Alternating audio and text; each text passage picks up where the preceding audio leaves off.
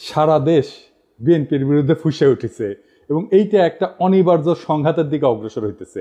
আমি গত পরশু একটা ভিডিওতে দেখাইছিলাম যে টিনের সালে কাউয়া তারেক জিয়া বলে মিছিল, দেখেন আর একবার।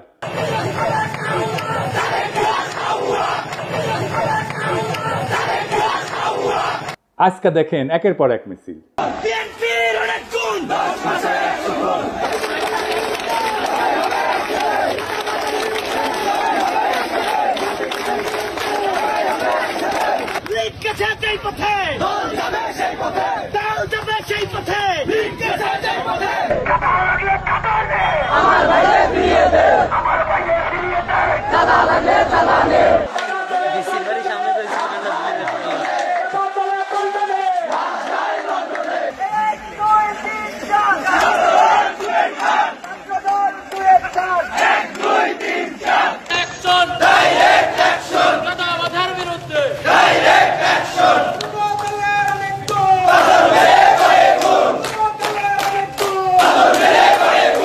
তারেক রহমান বলছেন অন্যায়কারী যেই হোক আমরা প্রশ্রয় দেব না।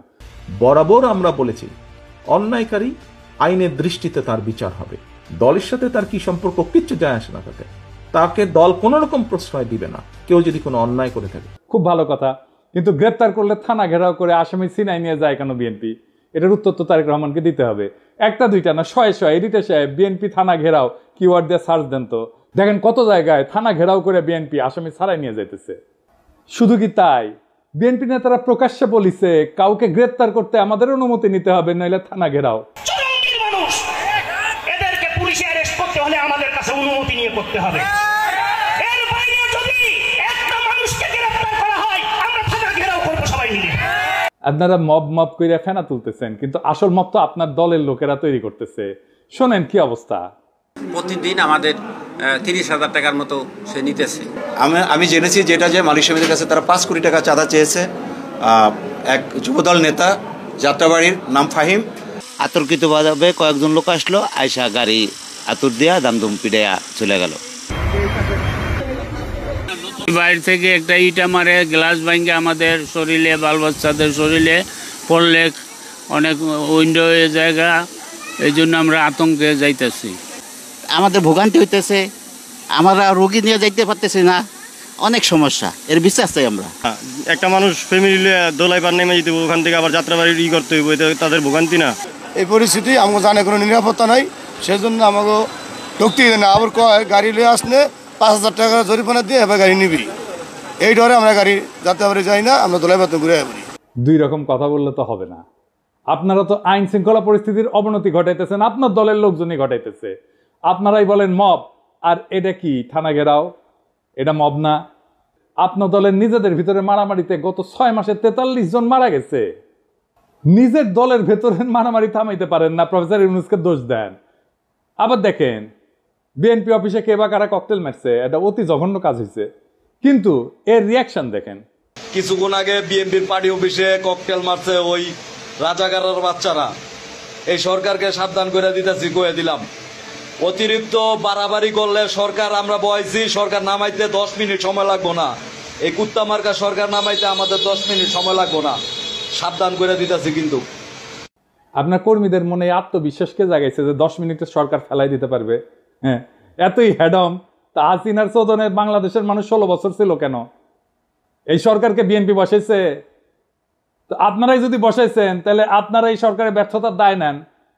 বিএনপির কিছু কর্মীদের কথা আর কি বলবো, এরা মনে করে কাউরে গালাগালি করে আসলেই তার রাজনৈতিক কর্তব্য পালন করা হয়। রাজনীতি শিখাইতে পারেননি নিজের কর্মীদেরকে, কোনটা রাজনীতি কোনটা রাজনীতি না, রাজনীতি কেমনে করতে হয় সেটাও শিখাইতে পারেন নাই। আমি মাঝে মাঝে কমেন্টগুলো দেখি, আপনাদের দেখাই। এই ভিডিওটা আপনারা দেখেছেন না? তারেক রহমানের বিরুদ্ধে যত রকম অপপ্রচার আছে সেগুলো ডিবাঙ্ক করা হয়েছে, মানে সেগুলোর বিরুদ্ধে বলা হয়েছে এবং সেগুলো দেখানো হয়েছে যে এগুলো অপপ্রচার আমি করেছি। আমি সেখানে এসে বিএনপি কর্মী গালাইতেছে, সে ভিডিওটা দেখেই নাই, থাম্বনেল দেখিছে। ওরে কেউ বলছে বা নিজেই বুঝিছে পিনাকের ভিডিও যা যা বিএনপির বিরুদ্ধে আছে তার নিচে গালাগালি করে আসবে, খবরদার ভিডিও কলে দেখবে না, ভিডিও দেখলে পিনাকি ডলার পাবে। তোমরা ভিডিও দেখলে ওই এত বড় লোক হবি যে হাইগার ডলারে পাশা মুসবি ওই আইসা থামনেল দেখিছে আর কপি পেস্ট মারিছে। এইগুলো হইতেছে বিএনপির সমস্যা। এইগুলো চলে হুজুগে, ওই যে হুইনা মুসলমান আছে না, এগুলো হুইনা বিএনপি। আর এদেরকেই বিএনপি কন্ট্রোল করতে পারতেছে না। দেখেন কি বলে বিএনপির নেতা, রাজনৈতিক সংগঠন জামাত শিবিরকে উৎখাত করেই ছাড়বে। সে তার নেতার পক্ষ থেকে দ্ব্যর্থহীনভাবে বলতেছে এই শাহজাদপুর, এই সিরাজগঞ্জের মাটিতে জামাত এবং এনসিপি নেতাদের কবর রচনা করা হবে। শুনেন,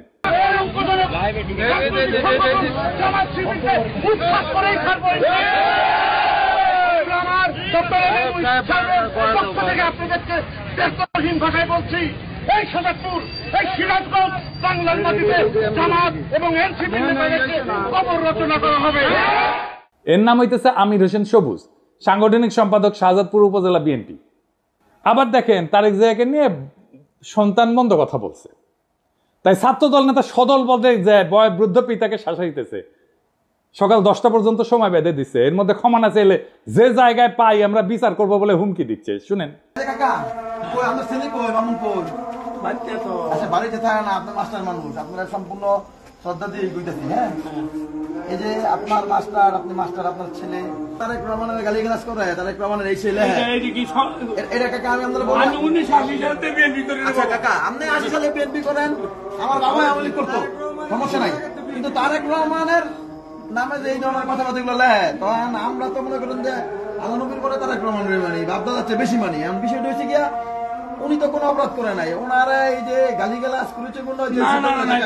আমি একটা কথা শুনেন, আপনার ছেলেরে ফোন দা কইবেন যে সুলতানের রায় ছিল কালকে সকাল 10টার মধ্যে তার টাইম, কালকে 10টার মধ্যে হ্যাঁ যাতে ফেসবুকে যেটা লেখছে এটাতে কয় যে ভুল করছে, ভুল স্বীকার করে কাকা। যদি ভুল স্বীকার না করে এর বিচার কিন্তু আমরা মনে করেন যেই জায়গায় পাই আমরা বিচার করে দিব কাকা, যদি আমরা ব্যর্থ হন কাকা। আর বৃদ্ধ পিতা হাত জোর করে ভয়ে কাঁদতে শুরু করছে, বারবার বলতেছে সন্তান ক্ষমা চাইবে। যে নেতায় কাণ্ড ঘটেছে সে বারবার বলছে যে সে এর কারণে সে বহিষ্কার হইতে পারে, কিন্তু এতে তার কিছু যায় আসে না, কারণ জানে বহিষ্কার হইলে তার দল বহিষ্কার প্রত্যাহার করবে আমাদের অগোচরে। এটা সময়ের ব্যাপার, বহিষ্কার কাগজের ব্যাপার। এইবার শুনেন, এটা আমি লাইভে আছি কাকা, একদম মনে করেন যে সারা বাংলাদেশে দেখতেছে আমার নেতা একটা মানুষ দেখতে পারে, আমার বহিষ্কার করতে পারে, আমার কোনো আপত্তি নাই।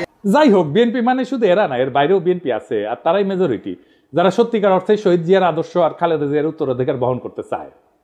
তাদের অনেকেই আমাকে গত ভিডিওর পরে ফোন দিছে, বিএনপির নানা পর্যায়ের নেতাকর্মীরা। অনেকে বলছে যে ভাই দিন শেষে আপনি ইলিয়াস আর কনক মিলা বিএনপির ড্যামেজ কন্ট্রোল করলেন। এখন অনেক পোস্টে হোস্টাইল রিয়াকশন কমেন্ট অনেক কমছে। অনেকে বলছে যে কাজটা ভালো করেন নাই, বিএনপিকে রক্ষা করতে যাইয়া। আমি আসলে বিএনপিকে রক্ষা করতে যাই নাই, দেশের স্বাধীনতা সার্বভৌমত্ব রক্ষা করতে গেছি। আর বিএনপির ভুলগুলো ধরায় দেওয়া থেকে আমি সইরে আসি নাই। এখন কইবেন বিএনপিকে রক্ষা করলে বাংলাদেশের স্বাধীনতা সার্বভৌমত্ব, দেশের স্বাধীনতা সার্বভৌমত্ব কেমনে রক্ষা হয়? আসেন এটা না বুঝে দেখি, বিএনপির সাথে স্বাধীনতা সার্বভৌমত্ব কেন যুক্ত। একটা আধুনিক রাষ্ট্রের স্বাধীনতা সার্বভৌমত্ব কেবলমাত্র তার ভূখণ্ড বা আন্তর্জাতিক স্বীকৃতির উপর নির্ভর করে না, বরং সেটা গঠিত হয়, তৈরি করতে হয় রাষ্ট্রের জনগণ, প্রতিষ্ঠান এবং রাজনৈতিক পরিকাঠামোর সমন্বয়। তিনটে জিনিস, জনগণ, প্রতিষ্ঠান এবং রাজনৈতিক পরিকাঠামোর সমন্বয়। এই কাঠামোর কেন্দ্রে অবস্থান করে রাজনৈতিক দলগুলা। রাজনৈতিক দল কেবল রাষ্ট্র ক্ষমতার প্রতিযোগী না, তারা রাষ্ট্রীয় কর্তৃত্বের সামাজিক অনুমোদনের ধারক, জন অভিপ্রায় প্রকাশের মাধ্যম এবং রাজনৈতিক স্থিতিশীলতার একটা মৌলিক স্তম্ভ। যখন একটা দেশের রাজনৈতিক দলসমূহ ধ্বংস হইয়া যায় বা তাদের কার্যকারিতা ভেঙে পড়ে, তখন সেই রাষ্ট্রের আন্তঃপ্রাতিষ্ঠানিক ভারসাম্য, জনভিত্তিক শাসন এবং কূটনৈতিক অবস্থান দুর্বল হয়ে যায়, যা সরাসরি স্বাধীনতা সার্বভৌমত্বের উপরে আঘাত আনে। কি জটিল লাগতেছে? আরো পরিষ্কার করে বুঝে দেখবো, আসেন বুঝে দেখি।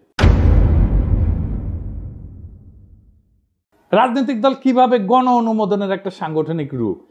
রাজনৈতিক দলগুলো একটা দেশের জনমতের প্রাতিষ্ঠানিক কণ্ঠ। দলীয় রাজনীতির মাধ্যমেই জনগণ রাষ্ট্র ক্ষমতায় অংশ নেয়। দল ধ্বংস হইলে বা নিষ্ক্রিয় হইলে রাষ্ট্রে জনসমর্থনের ভিত্তি দুর্বল হয়ে পড়ে, ফলে শাসন এবং সার্বভৌম কর্তৃত্বের বৈধতা প্রশ্নবিদ্ধ হয়। রাজনৈতিক দলগুলোর মাধ্যমে তৈরি হয় নীতি নির্ধারণের ধারাবাহিকতা এবং বিকল্প। স্বাধীনতা এবং সার্বভৌমত্ব রক্ষা করে দুইটা জিনিস, কূটনীতি আর নিরাপত্তা নীতি। এটা ধারাবাহিকতা এবং বিকল্প চিন্তা রাজনৈতিক দলগুলোর মধ্যে বিকশিত হয়। দলের অনুপস্থিতিতে এক কেন্দ্রিক নীতি নির্ধারণ শুরু হয়। যেই নীতিতে পাবলিক সাপোর্ট নাই সেই নীতি দীর্ঘমেয়াদে টেকে না। এই এক কেন্দ্রিক নীতি নির্ধারণটা কেমন একটু দেখিয়ে আসেন। আমি একটা এক্সাম্পল দিয়ে বুঝি। ভারত বাংলাদেশের রাজনৈতিক এবং অর্থনৈতিক স্বার্থ এক, এটাই ছিল হাসিনার কূটনীতিক স্ট্যান্ড, এটা এককেন্দ্রিক নীতি। ওই যে আলগা মোমেন বলছিল না, ভারতের উন্নয়ন আমাদের উন্নয়ন, ভারতের বিজয় মানে আমাদের বিজয়। শুনেন, আমাদের বিজয় ভারতের বিজয়, বুঝছেন? আমাদের উন্নয়ন ভারতের উন্নয়ন, ভারতের উন্নয়ন আমাদের উন্নয়ন। এই কূটনীতিক স্ট্যান্ড তো টিকে নাই। এটা হইতেছে এককেন্দ্রিক নীতি নির্ধারণ। আমাদের সব সম্পর্ক সব নতুন করে করতে হইতেছে না, আগে ইন্ডিয়ার মাধ্যমে হাসিনা রাজনৈতিক সম্পর্ক তৈরি করতে, এবং এই কারণে আমাদের প্রতিষ্ঠানগুলো দুর্বল হয়েছে, আমাদের ব্যুরোক্রেসি দুর্বল হয়েছে, আমাদের কূটনীতি দুর্বল হয়েছে, আমাদের ডিপ্লোমেসি দুর্বল হয়েছে। রাজনীতি প্রাতিষ্ঠানিক ভারসাম্য রক্ষায় কি ভূমিকা রাখে? সুস্থ রাজনৈতিক দলগুলা নির্বাহী, আইন প্রণয়ন এবং বিচার বিভাগের ভারসাম্য রক্ষায় সহায়ক হয়। দলগুলোর অনুপস্থিতিতে রাষ্ট্রযন্ত্রের অঙ্গগুলোর মধ্যে ক্ষমতার ভারসাম্য নষ্ট হয়। এর জন্যই কর্তৃত্ববাদী প্রবণতা তৈরি হয়, যেমন যেটা হয়েছিল হাসিনার আমলে, এবং এর ফলে বৈদেশিক হস্তক্ষেপের পথ উন্মুক্ত করে। আমি কয়েকটা প্র্যাকটিক্যাল উদাহরণ দিয়ে বুঝাই দিতেছি। ইরাক 2003 সালের পর থেকে বর্তমান পর্যন্ত ইরাকে কিন্তু একটা রাজনৈতিক দল ধ্বংস হয়ে গেছে। কোন পার্টি? সেটা বাথ পার্টি। এটা পতনের পর যে রাজনৈতিক শূন্যতা তৈরি হয়েছে, পশ্চিমা শক্তি নির্বাচন ব্যবস্থা চাপাই দিল, নিরাপত্তাহীনতা এবং জাতিগত বিভাজন রাষ্ট্রের ভিতরে সার্বভৌমত্ব কর্তৃত্বকে দুর্বল করে দিচ্ছে, আর রাষ্ট্র হিসেবে দাঁড়াইতে পারতেছে না ইরাক। জাস্ট বাথ পার্টি নাই জন্য, যত খারাপ পার্টি হোক। লিবিয়া গাদ্দাফি শাসনের পরে যে রাজনৈতিক শূন্যতা তৈরি হয়েছে, গাদ্দাফির যে পলিটিক্স ছিল সেই পলিটিক্সটাকে পূরণ করতে পারে নাই। তাই দেশটাতে মিলেশিয়া, বিদেশি হস্তক্ষেপ প্রধান নিয়ন্ত্রক শক্তি হয়ে উঠছে। রাষ্ট্রের সার্বভৌমত্ব আজও পুনঃপ্রতিষ্ঠিত হয়নি। আবার দেখে আফগানিস্তানে মার্কিন দখলদারির সময় তারা তো সাহায্য দিয়েছে প্রচুর, নানা ধরনের কনসালটেন্সি দিয়েছে, মেলা মানুষকে শাসন ক্ষমতায় বসাইছে, নানা শক্তিকে ক্ষমতায় বসাইছে, কিন্তু দেশটা শান্ত হয় নাই, দেশের প্রগতিও হয় নাই, কারণ রাজনৈতিক শূন্যতা ছিল। রাজনৈতিক শূন্যতা থাকলে সেই দেশ যে আগায় না, তালেবান পূর্ব আফগানিস্তান তার প্রমাণ। এখন আগাইতেছে না, এখন আগাইতেছে। কেন আগাইতেছে? কারণ এখানে পলিটিক্যাল ভ্যাকুয়ামটা নাই, আর পূরণ হয়ে গেছে। এটা নিয়ে একাডেমিক অনেক আলাপ আছে, আসেন সেই আলাপগুলো একটু এক এক করে দেখি। গামসির একটা হেজিমনির ধারণা আছে, আমি অনেকগুলো এপিসোডে এটা বলছি। মানে দলগুলা জনগণের মত এবং রাষ্ট্রীয় শক্তির মাঝে সাংস্কৃতিক এবং রাজনৈতিক সেতু বন্ধন তৈরি করে। দল ধ্বংস হইলে এই হেজিমনিক বা কর্তৃত্বের যে ব্লক, এটা ভেঙে পড়ে। ফলে বিদেশি শক্তি এবং স্থানীয় সুবিধাভোগীরা নতুন করে ক্ষমতা নির্মাণে নেমে পড়ে, যেটা হয়েছে আজকে। হান্না আরেন্ডের পাওয়ার ভার্সেস ভায়োলেন্স বলে একটা তত্ত্ব আছে। ওখানে উনি বলছেন যে রাজনৈতিক দলের অনুপস্থিতিতে রাষ্ট্র জন্ম নেয় সহিংসতা নির্ভর প্রশাসনিক ব্যবস্থা, যার উপরে জনগণের কোনো কর্তৃত্ব থাকে না। এতে সার্বভৌমত্ব কেবল প্রতীকী থাকে, কার্যকর থাকে না।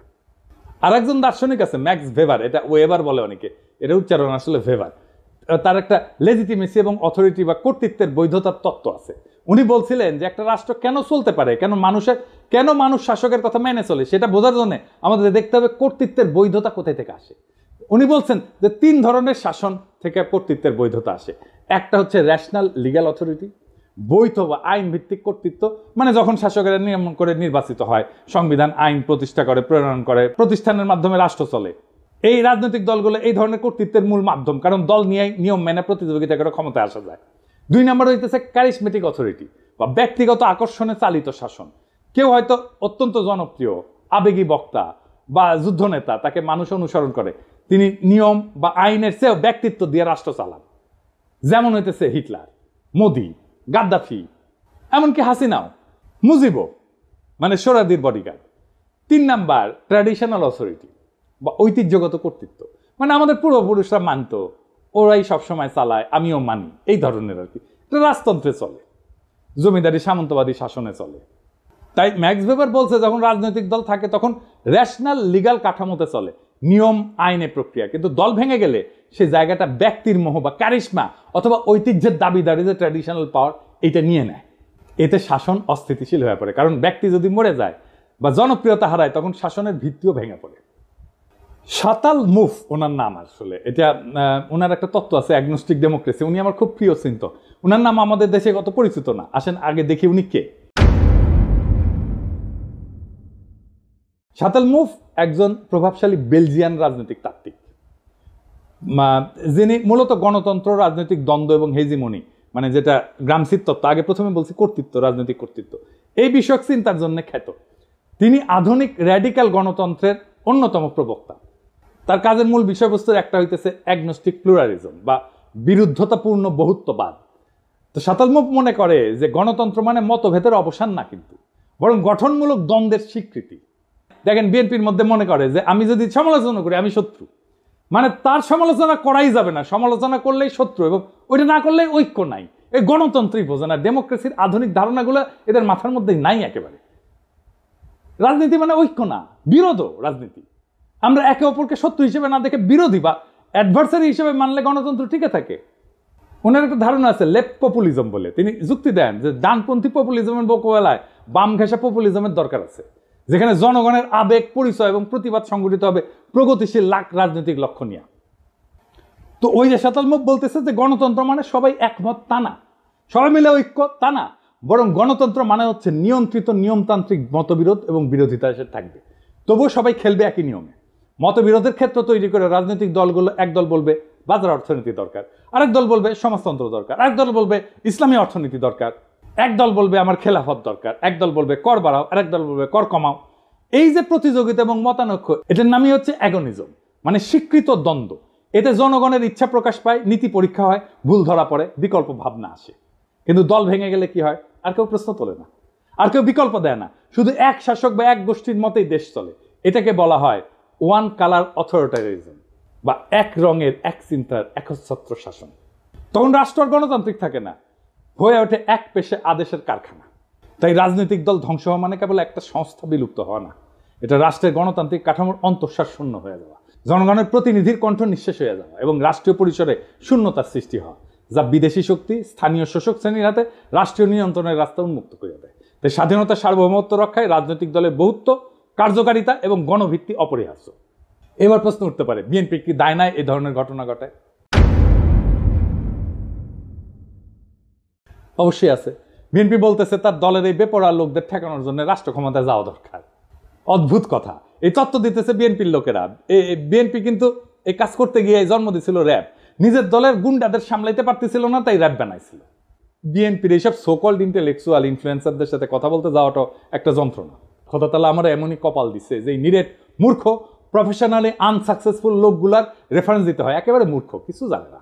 ইলিয়াস আমার উপরে খুব খেপা, এই জন্য খুব চেতিছে। ইলিয়াস কয় দাদা আপনি এইগুলারে কেন মেনশন দেন, ওদের জীবনের সবচেয়ে বড় পাওয়া গেছে, কিন্তু এইগুলা গুরুত্বপূর্ণ, কারণ এরা যে কি মাল সেটা বিএনপির কর্মীদের বোঝা দরকার। তো কারণ বিএনপির কর্মীরা তো ওদের দিকে তাকায় থাকে, ওরা কি লেখে দেখে এবং সেটা অনুযায়ী কাজ করে। তো বিএনপির কর্মীরা বুঝবে না যে সে কাকে ফলো করতেছে, তাকে কে ইনফ্লুয়েন্স করতেছে, সেটা দেখবে না, দেখার দরকার আছে তো ইলিয়াস। তাও আসেন আমি বিএনপি ওয়ালাদের দেখানো দরকার, এটা আমি এইভাবে সব কয়টার বিএনপির অনলাইন কুতুবদের দেখাবো।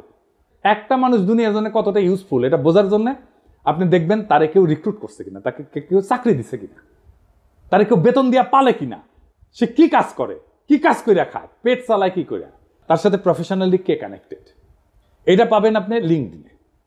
আমি নিজেও একটা ঠাপ খায় এটা শিখেছি করলে। আমার কাছে দাবি করেছিল একজন পিএইচডি আর ইউনিভার্সিটির টিচার, তো ওই লিঙ্কডইনে গেলে কলে আমি বুঝবার পারলাম যে ওই ক্যাঙ্কা পিএইচডি আর ক্যাঙ্কা ইউনিভার্সিটির টিচার। তো বিএনপির এই অনলাইন কুতুব লোকে বলে বিরিয়ানি আলম, কারণ বিরিয়ানির দোকান থেকে টেকা নেয়, সে দাবি করে সে মার্কেটিং করে দিছে তাই টেকা নিছে, ফেয়ার এনাফ। কিন্তু কামটা করে কি, যে কি কোথায় রিক্রুট করে, ওটি আছে, হ্যাঁ, একটা কনস্ট্রাকশন সার্ভিস দেয়, এরকম কোম্পানিতে কাজ করে। কি কনস্ট্রাকশন সার্ভিস দেয় সেটা হইতেছে সে কোম্পানির নির্মাণ সামগ্রী পরীক্ষা করে, যেমন কংক্রিট, অ্যাসফল্ট, মাটি, এগুলো গুণগত মান নিশ্চিত করে। আর কি এই অগ্রগতি পর্যালোচনা করে, প্রজেক্টের অগ্রগতি পর্যালোচনা করে, নির্মাণের বিভিন্ন পর্যায়ের নিরাপত্তার দিক যেমন কোড ফলো করতেছে কিনা, এগুলো খুঁটিনাটি পরীক্ষা করে দেখে। তো এই কোম্পানির ব্র্যান্ড মার্কেটিং কনসালটেন্ট নিজেই দাবি করেছে যে ওই ব্র্যান্ড মার্কেটিং কি বুঝে, বানান করতে পারবে, ঢাকা ইউনিভার্সিটির সাংবাদিকতায় পরে মার্কেটিং শিখে গেছে, বাবা বড় তালে বড় এসে গেছে। আচ্ছা কাজ করে কি, ওই লিখিছে ও ফটো তুলে ভিডিও বানায়, উরে বাবা কোম্পানির প্রোগ্রামে, এটা হইতেছে ওর কাজ। কোম্পানির ওয়েবসাইট তৈরি করেছে, লোক পাই নাই ওরা দিয়ে তৈরি করাইছে। কোম্পানির আইটি সাপোর্ট দেয়, অ্যাডমিন সাপোর্ট দেয়, জিমেল সুইট দেয়া মেল ম্যানেজমেন্ট করে। এর মধ্যে ব্র্যান্ড মার্কেটিং কোনটা বলেন তো? আপনারা তো মার্কেটিংয়ে অনেকেই পড়াশোনা করেছেন, বলেন তো কোনটা? আচ্ছা সবচেয়ে বড় কাজ যেটা করে সেটাই কিন্তু কই নাই, গুগল ড্রাইভে কোম্পানির গুরুত্বপূর্ণ ফাইল আপ করে। আজকের তরুণ ওরে আপনি বস মানবেন। আমার ভিডিও তো অনেক মার্কেটিং ডিরেক্টর, সিইও, কোম্পানির মালিক দেখেন, আপনি ওরা রিক্রুট করবেন মার্কেটিংয়ে, জুনিয়র পজিশনে রিক্রুট করবেন না তো। আমার জীবনে একটাই বিষয় ছিল, হ্যাজাকের ল্যান্টার্ন কেমনে জ্বলে, কারণ পুরা যায় তো, তারপরে কেমনে জ্বলে। এই বিরানি আলমরা দেখার পরে আমার বিষয়, বিরানি আলমরা কে বেতন দেয় এই কাম করার জন্য? এই লোক বিএনপির অনলাইন কুতুব। Online influencer. এরে বিএনপি কর্মীরা দেখে, তারপর যা বলে উগড়ায় দেয় নানা জায়গায়। তো এই বিএনপি গাড্ডায় পড়বে না, তো পাশে বাড়ির মোকলেস পড়বে। বিএনপি মনে করেছে যে সবকিছু আগের মতো থাকবে, শুধু যায় রাষ্ট্র ক্ষমতায় বসবে তারা ধপাস করিয়া, ক্ষমতায় বসে রাষ্ট্রযন্ত্র দিয়ে গুন্ডামি থামাবে, আর সবকিছু ঠিক থাকবে, পুরা ফ্যাসিস্ট কাঠামো ঠিক থাকবে, শুধু ক্ষমতায় থাকা লোকগুলা বদলাবে। তাইলে তো তাকে আওয়ামী লীগ হয়ে দেশ চালাইতে হবে। পুরা রাষ্ট্র কেমনে চলবে এটা তো হাসিনার ইন্ডিয়া বসে ঠিক করেছে, সেভাবে বানাইছে সবকিছু। সেটা ঠিক রেখা বিএনপি তার মতো দেশ চালাইতে পারবে না? পারবে না। বিএনপিকে এই রাষ্ট্রকে র্যাডিক্যালি বদলানোর চিন্তা করতে হবে। এই বিএনপির 31 দফা অতি দুর্বল রাজনৈতিক কর্মসূচি। আমি শুধু কয়েকটা দেখাইছি, পুরাটা ইচ্ছা করে মায়া করে দেখাই নাই। উচ্চ কক্ষ নিয়ে দেখাইছি না? এত দুর্বল, আপনাদের চিন্তাই ঠিক নাই। আপনাদের রাষ্ট্র নিয়ে সিরিয়াস কোনো চিন্তা নাই। আপনার ক্রিটিসিজম ইন্টেলেকচুয়ালি ডিফেন্ড করতে পারেন না, গালাগালিতে নামায় দেন কর্মীদেরকে। আমি বলতেছি পারবেন না। এইভাবে পারলে হাসিনাই ক্ষমতায় থাকতো। হাসিনার একটা বিশাল ইন্টেলেকচুয়াল বাহিনী ছিল, ইন্ডিয়ান ইন্টেলিজেন্সিয়ার ফুল সাপোর্ট ছিল। আপনার কিছু নাই, বাস্তবিকই কিছু নাই। দেখাই দিলাম হাতে নাতে। আপনাদের রাষ্ট্রচিন্তকদের আমার সাথে ডিবেটে বসায় দিয়েন, 5 মিনিটে রণে ভঙ্গে দিবে, টিকতেই পারবে না কোনো আলোচনায়। এটা অহংকার না, এটা রিয়েলিটি। মেনে নেন এই রিয়েলিটি। শেখ মুজিব কইছিল না শরদ্দীর বদিগার, রিয়েলিটি মেনে নাও ভুট্টোরে। আপনাদের রিয়েলিটি মেনে নিতে হবে। তাহলে বিএনপির কি করা দরকার? আমি বিএনপি করলে আমার বিপুল কর্মী বাহিনীর কর্মসংস্থানের জন্য কাজ করতাম। আমি প্রফেসর ইউনূসের সাথে বৈশা বলতাম, স্যার আমার 1 কোটি কর্মী আছে, এদের কাজ দিতে হবে, বুদ্ধি দেন, সাহায্য করেন। এদের লিস্ট করতাম, অর্গানাইজ করতাম, ট্রেন করতাম, ফান্ড জোগাড় করে দিতাম। তারপর এসএমই স্মল মিডিয়াম এন্টারপ্রাইজে কাজে লাগাই দিতাম। এরা চান্দাবাজি করে, কারণ কাজ নাই। কাজে ঢুকাই দিতেন, সবকিছু বন্ধ হয়ে যেত, দেশেরও উপকার হইতো। আমি মনে করি এমনকি তারেক রহমানের একটা ফুল টাইম জব থাকা উচিত, উপার্জনের উপায় থাকা উচিত। ব্যবসা না চাকরি। চাকরির অভিজ্ঞতা ছাড়া আপনি পৃথিবীতে আপনার ইউজফুলনেস প্রতিষ্ঠা করতে পারবেন না। উনি যখন রাষ্ট্র ক্ষমতায় যাবেন তখন সেটা বাদ দিবেন। মানুষ যদি দেখে উনি কিছু করেন না, তাহলে রাজনীতি করেন, তাহলে মনে হবে যে আমিও রাজনীতি করব, কিছুই করব না। এবং মানুষ কি মনে করে আসলে আপনাদেরকে, পলিটিশিয়ানদেরকে মনে করে আপনারা চান্দা দিয়ে চলেন। এটা আমার কথা না, একদম জনগণের কথা। আমি দেখাই দিতেছি, শুনেন, দেখেন কি বলে। একটাও কাম করে খায় না, চাঁদা উড়ে খায়। ছোট নেতা চাঁদা উড়ায়, বড় নেতা মালিক হয়ে যায়। সব নেতা চলে চাঁদার টাকা দিয়া। কোন নেতা কাম করে কইতে হবে যে আমি কাম করি না ভাই? সব নেতারা খায় চাঁদার টাকা। চাঁদার টাকা খাইয়া সব নেতার সংসার চলে। আর বাচ্চা কাছে পড়ালেখা করে চাঁদার টাকা দিয়া। ওরা সংসারে যে মার্কেট করে, টাকা পয়সা দিয়ে মার্কেট করে, যে পানিটা কিনে খায় চাঁদার টাকা দিয়া। চাঁদার টাকা ছাড়া সংসার চলে না। ওরা চিকিৎসা করতে চায় বাইরে বিদেশে চিকিৎসা করতে চায় চাঁদার টাকা দিয়া। আপনি খোঁজ নিয়ে দেখেন, যত বড় নেতা হোক এই চাঁদার টাকা খাইয়া নেতামি করে। প্রত্যেকটা নেতা চাঁদার টাকা খায়, প্রত্যেকটা কর্মী চাঁদার টাকা খায়। কোন দলে চাঁদাবাজ থাকবো না বাংলাদেশে। চাঁদার টাকা খাইয়া রাজনীতি করে। এখন চাঁদা বন্ধ হইলে রাজনীতি কেউ করবে না। চাঁদা বন্ধ হয়ে গেলে রাজনীতি কেউ করবে না। যে ধান্দা নাই না রাজনীতি করবো কেন? কাম করে খাই। চাঁদাবাজি আছে জড়িত, আপনি খোঁজ নিয়ে দেখেন ভালো মতন। দেখেছেন, রেসপেক্ট করে না তো পলিটিশিয়ানদেরকে। কেন করে না? কারণ আপনাদের মনে করে আপনারা চান্দা দিয়ে চলেন। বিএনপি এখন একটা সন্ধিক্ষণে দাঁড়ায় আছে। সামনে 2টা পথ, একটা আত্মধ্বংসের আর একটা নবজন্মের।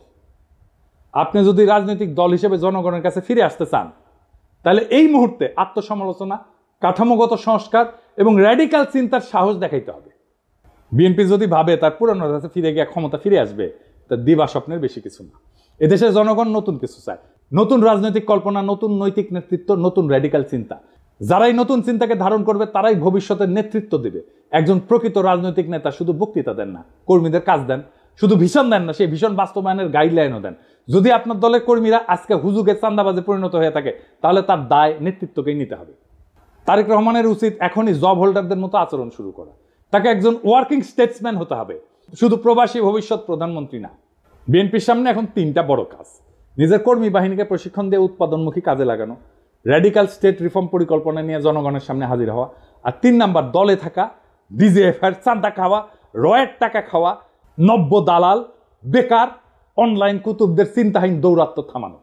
এই রাজনৈতিক বিশৃঙ্খলা, ছিন্নমূল নেতৃত্ব আর চিন্তাহীন কর্মী নিয়ে রাজনীতির পরিণতি একটাই, নতুন করে একনায়কতন্ত্র আর গভীর বৈদেশিক হস্তক্ষেপ। বর্ষা বিপ্লবের চেতনাকে গণতান্ত্রিক কাঠামো থেকে তাড়াই দেয় এক ব্যক্তির ভাবমূর্তি কেন্দ্রিক প্রজেক্টে পরিণত করা।